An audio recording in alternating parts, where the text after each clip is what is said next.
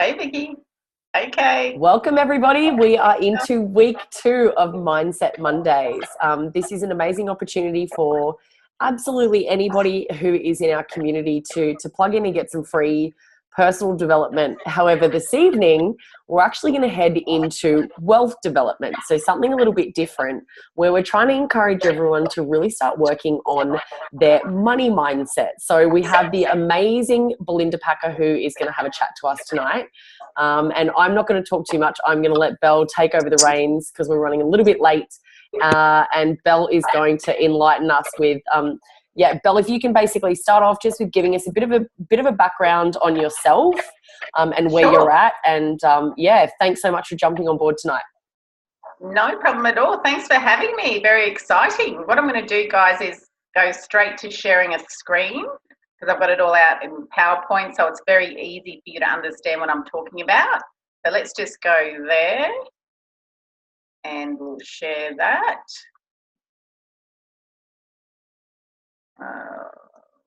Go. Okay. So I'm Belinda Packer and I'm a financial planner basically. I've also educated as a teacher. A lot of people don't know that. And I've travelled the world with Qantas and done many different things, a lot of businesses. So I've experienced ups and downs just like everybody else. Everyone's got their own story. But what I've done now is started my workshops and helping people, especially women, create their wealth mindset and get them started on the right track. And there's reasons why I do this. So as you can see here, there's a little introduction.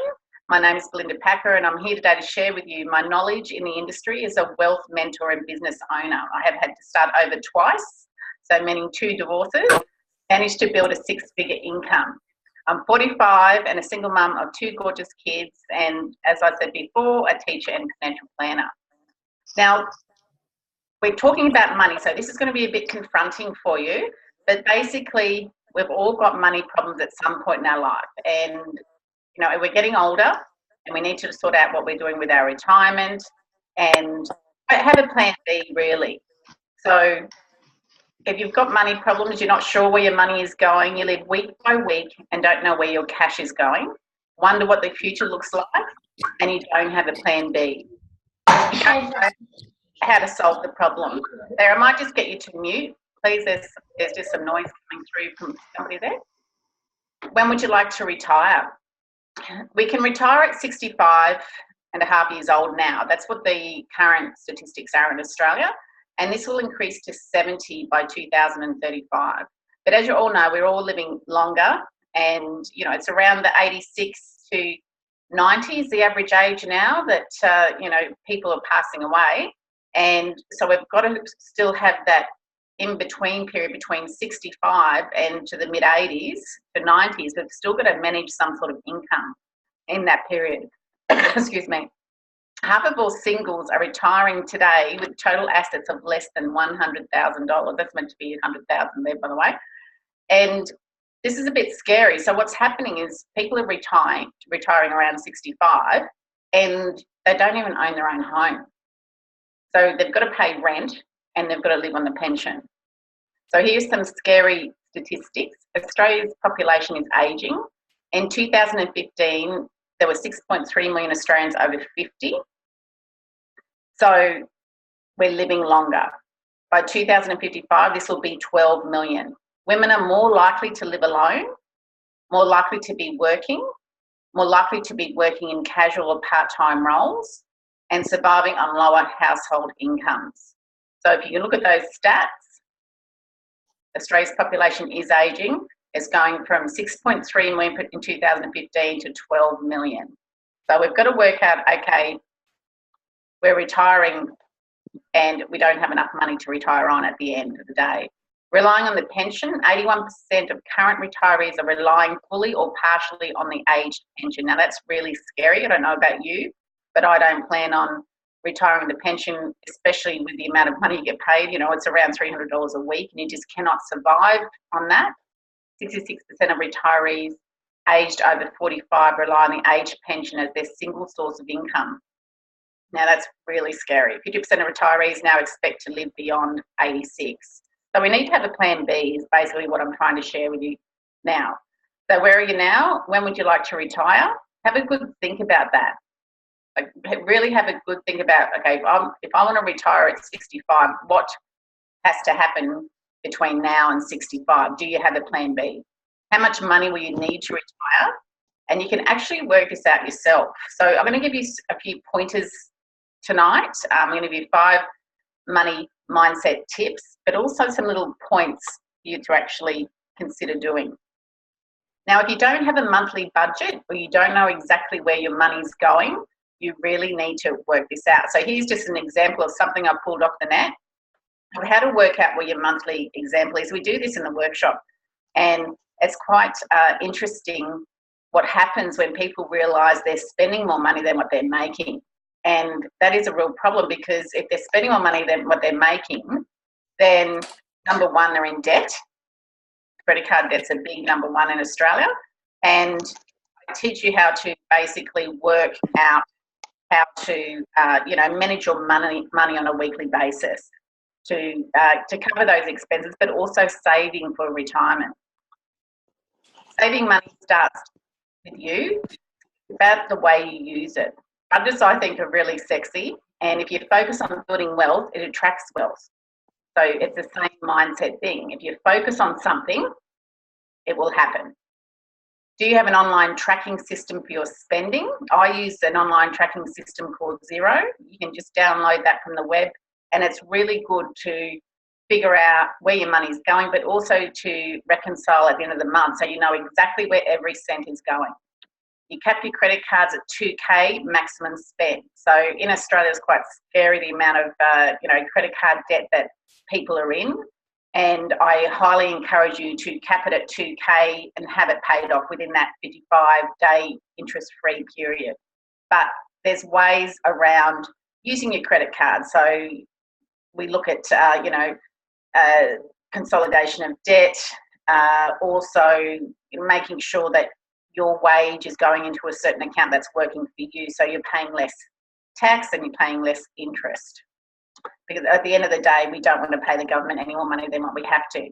Because it's interesting, this little slide here is about pay wave versus cash, so in our moneyless society. So at the moment, we're all going to the shops and we're actually using our cards for pay wave. And what's happened, they've actually had studies, and what we're seeing is people are making more purchases more often, and they're using pay wave or credit cards where they used to use cash. We are spending more. So what happened in the olden days with the cash, we used to go to old days, just, recent times really. We go to, the cash register, we've got money, and we're handing over dollars. So it's more of a psychological thing when we're handing over dollars versus just tapping a card. We understand the concept of how much that item is costing us subconsciously, whereas with a card, we're just tapping and not realising that we're spending the money. It's ridiculous that people don't realise that, tapping that card is becoming more frequent and we're spending more money. And at the end of the day, we really have to make sure that, we watch every cent that goes out of our purses or our wallets and make sure that the money that is going out correctly, and the money that's staying in your bank accounts is structured correctly as well. Some of you might think, okay, after you've done your budget, which it'll be quite interesting when you do that, you will think, oh my God, where on earth is my money gone? And when you do figure out where the money's gone, find out why you're spending that money on a certain item, why this money is going out monthly for this amount of, it could be items like coffees per week. Like I know people that spend $40 a week on coffee, on takeaway coffee. Little things like that you can stop, and you could have that sitting in your offset account on your home loan, because with home loans, your interest is actually calculated daily. So the more money you've got in your offset account, the less interest you pay. And little tips like, paying your mortgage fortnightly can take off hundreds of thousands of dollars off your mortgage instead of paying it monthly. And just structuring that mortgage correctly with that offset account. Also, consolidation of debt. It's actually quite scary when you look at the amount of credit cards some people have, when they don't realise that they can actually consolidate that into one. debt and pay nearly half the amount of interest that they were paying before. Little tips like that you really need to know. So when you're doing the budget again, make sure that you understand that concept of what I spoke about earlier. Okay, if you're retiring at 65, you know, you'll still have like 20 years there. What are you going to do if you're not putting any money away for retirement now? Are you being, you know, we talk about tax as well. You know, you're probably paying too much tax and not structuring that properly where you can pay less. Also, some scary little figures here. Women in the workforce. Women make up 46.2% of the total workforce and men comprise of 53.8%. So that's quite staggering compared to what we're doing and men at home. So we do more, it's a fact. In regards to buying groceries, 65% of men buy groceries, 90% of women do. Cooking and preparing meals, 48% of men do, 85% of women do. Household cleaning, 48% of men do the cleaning, 88% of women do. Planning social activities or that sort of thing, 57% of women are taking over that, you know, that role with as far as planning social events. And we're doing this as well as working full time. So there's a lot of stress on women. I think that, and that's why I targeted my workshops for women, because I feel that, you know, we are taking on so much and we're a bit hard on ourselves at the end of the day, and we shouldn't be, because we have to understand that, yes, we're taking everything on, just be a little bit lenient on ourselves and just work out a system.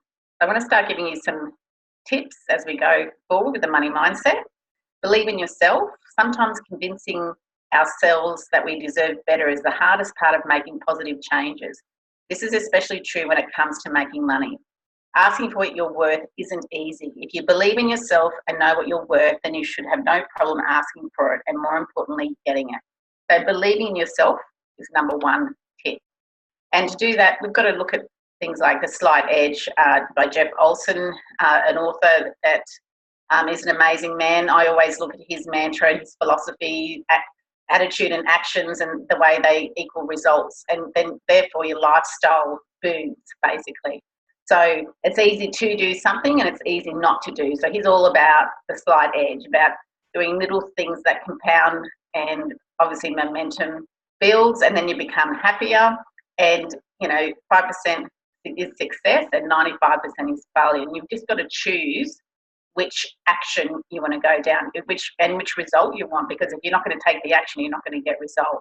So it's all about concentrating on the actions rather than trying to get that result straight away. Because as Aussies, we just feel that, you know, we want to create success and money is abundant straight away, when it actually takes, you know, a bit longer to do that. You just have to do small things to achieve that success.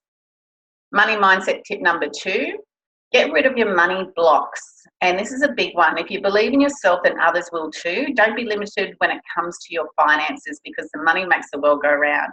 If something isn't right with your money, then make the necessary changes to fix it. There is a way. If you want to start a business, then do it. If you want to save money, then do it. So in regards to money, you know, if you're having problems living week by week, open up a separate account, savings account, and just put $50 a week into it. Just to start with, just to teach you how to, you know, save money, or you can be sitting in your offset, whatever you want to do. You know, one tip I've given a couple of the girls that I know is to put $100 a week away. And now, you know, it's been quite a few weeks later and they've got quite a decent amount of cash sitting there. So you can do it. You've just got to take that action step, open up the separate account and just put money in there. Money mindset tip number 3, declutter your life. Who has time for nonsense in your life? Get rid of everything in your life that's not useful and serves no purpose. This includes both people and what's in your wallet. Declutter your home, car and office. Money likes speed, clarity and a clear space. Money cannot come into your life if there is clutter all around you. So this is exactly true for, you know, if you really want to get on that money bandwagon, you have to declutter your life. A good couple of books I would suggest you read would be obviously The Slight Edge by Jeff Olson. There's also a time management book called Momentum by Michael McQueen, which I love. And that talks about, obviously decluttering, number one, but also how to structure your day. And if you structure your day in a way that's going to be, useful to you and purposeful, and you've got a clear vision when you wake up in the morning of what you're going to do that day, and you have block out times as well. So what I do is I turn my phone off for 2 hours a day, and I concentrate on one of my businesses, and then I'll block out another 2 hours for my other business. So with that, I turn off all notifications, my phone's on silent, and I call people back when I'm active again. But having those block out time periods, it actually makes you become more, you're becoming more, goal orientated. You're more active and you're getting things done. So that's exactly what you want to do. So read those couple of books that I've just mentioned. Also the book 54321 is great as well. And make sure you do your to-do list the day before.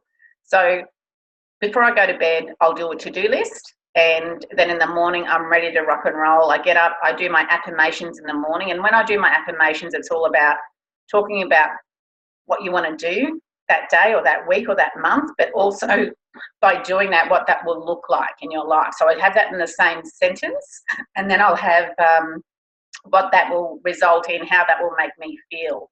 So if I'm doing that every day, then that's going to obviously make me a happier person, because, I'm a big believer in affirmations and getting up. But also routine, that builds momentum, your to-do list definitely, and have a block out period once a week where you get rid of all of those things on the to-do list that you didn't get to, because we all have to-do lists, and there's some things on that list that we just leave and leave and leave. So if you have one time in the week where you do all those items on your list that you haven't got to yet, it makes it for such a more successful week or month that you had before. Money mindset tip number 4, forgive your financial past. No one is perfect. If you have a less than ideal financial past, don't let it stop you from moving forward. Your past mistakes have helped you turn you into the financially responsible person you are today, or at least on your way to becoming. However, don't dwell on it. Just learn from the past and move on and take action steps. Okay, so let's have a little chat about this. You have residual bills, so why not have residual income? This is a big one. Why should I have different income streams? It's very, very important to have different income streams. I say 7 income streams is great. And, if you can get 7 income streams, fantastic. So there's 3 different types of incomes. There's passive income, income generated from your assets without working for it actively. There's business, and that's obviously income coming from business, through the royalties. It's rental income coming in from investment properties, affiliate marketing, direct sales. So that's a passive income. Now, passive incomes are great. That's what we really want to achieve. There's active income as well, income generated from trading your time for money. Now, this is the 9-to-5ers, the people that are in business, that sort of thing. Salaries, wages, commissions, bonuses. If you're charging out for consulting service, you're still trading your time for money in this aspect. And then there's income type 3, portfolio income, generated from selling away an investment at a higher price than you paid for it. So capital gains, shares, stocks, collectibles, currency exchange, and consultancy services. So out of those 3 incomes, you really want to look at the passive income, which I'll talk about in a moment. So let's get on to tip number 5. This is the last tip. Increase gratitude. Giving back is so important and includes giving back to yourself and others. Take a moment and think about all the people who helped you get where you are today, and make sure you thank them. Don't forget to put yourself on that list too. If you are debt-free and making money, you're doing it because you worked hard for it, and for that you deserve a pat on the back. But we can all get there. Here's a 5-step toolkit for you to take home, and just do these few little things, and you'll find it quite useful moving forward when you're planning your days and planning your money shifts that need to happen for you to retire comfortably. So gather all of your superannuation documents and find out what fees are coming out and the growth after the fees. I recommend, self-managed super funds where you manage it yourself, because, the fees that retail funds are charging are just absolutely ridiculous. I had a client the other day that has a super fund of 200,000 and she's paying over $5,000 a year in fees. And a lot of people don't realise they're actually doing that, because what happens with a retail fund is they trading your money each day in the stock market and you're getting charged fees. See what interest rate you are currently on. Usually, you know, there's a lot better out there and you can refinance and consolidate. Take the budget sheet. I had one on here, but just Google one, or you can make your own, and make sure you have all of your expenses on it with your partner, and just figure out where your money's going. That's definitely step number one, actually. You should definitely do that. Buy the book, The Slight Edge, read 10 pages a day, declutter your house, car, office, wardrobe, and wallet, and also get the Michael McQueen book as well. So this is why I've created the You Economy Hub, where I focus on the mentoring mindset, and we all become part of the Debt Free Chicks Club, where we have an annual conference, and it's all about us coming together and building that, you know, the wealth that we all are craving for. So we are financially free moving forward, and we're retiring more comfortably. As part of that Your Economy Hub, it's the wealth, insurance, investment planning and protection, making sure you're all safe and looked after and protected. And then there's the freedom, which is the future strategy building, which is Plan B. And that's my slide for today. I'll just take myself off there so I can just have a quick chat to close. We've got a few more people on. Hi, everyone. So as you can see, it's all about planning and being organised in your day-to-day, and that's exactly what makes you, you know, more successful, more productive. And to plan, you need to really sit down with your partner, or sit down if you're a single person, sit down yourself, figure out, get those 5 little tips happening, figure out what you're paying in fees, your interest, your taxes, that sort of thing. And, you know, that's all about money mindset at the end of the day. If you've got a really clear direction of where you want to go, you've got your plan, there's no reason why you can't succeed. All of us can. So that's it for me. Make sure that you enjoy and you use that time that you have, you know, very wisely. Thanks you so much, Belle. That was awesome. I just wanted to open it up. If anybody has any questions that they want to ask Belle before she heads off. We definitely want this to kind of be an open platform. Every time we have a speaker, if there's things that pop up to you during, just, yeah, yell out and feel free to ask. PJ? PJ. Hey, how you all doing? It's been a while since I've been on here. Half naked as per usual. Yeah, this is part of the, you know, obviously this is part of the dadpreneur, is that you can wear whatever you like because you really can't tell. That's right. I saw a nipple. I'm pretty sure I saw a nipple. But I just want to, like, I really want to tack on to this.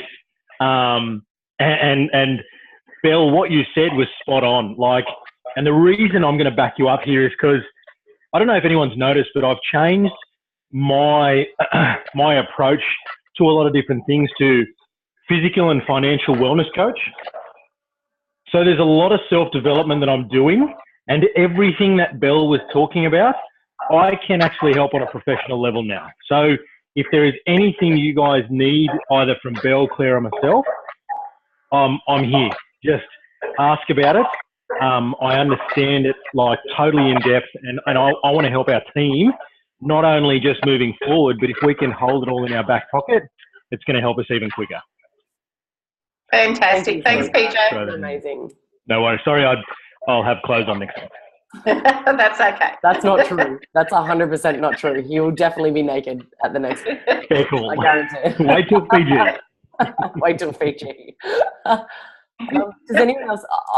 Anyone else have any questions? I think that's super helpful for me. I mean, Dave and I are, about to get a car, get our Audi through our company, which we've been waiting to do our tax return to be able to do that. We're also saving to buy our first house as a family. So there's like lots of financial stuff that's kind of going on for us at the moment. So, it's kind of nice to know that we've got Belle, Belle who's within our business as well, that, that can kind of help guide us through this. So does anybody else have any questions? And I do help the guys as well as the girls too, just so you know. But I do love helping the women. That's awesome. So basically, this is going to be happening every week. Our plan is obviously to have different speakers, you know, throughout our network. It doesn't even need to be within our business specifically. What we'd like to do is open it up. If you have someone even within your network who might be like Belle, somebody who can give value to our community as a whole, to be able to just to take our personal development, our wealth development, you know, anything in order to make us better mums, better dads, better people. You know, please reach out to me if there's somebody that you have in mind that might be awesome to speak on one of the weekly calls. I'm more than happy to have anybody kind of chat on these calls, as long as they're sort of passionate about helping other people and passionate about self-development. So thank you so much, Belle. I know we have to jump off because we have another team call to jump onto. So thanks everybody for jumping on board, and we'll see you next Monday. Bye. Bye.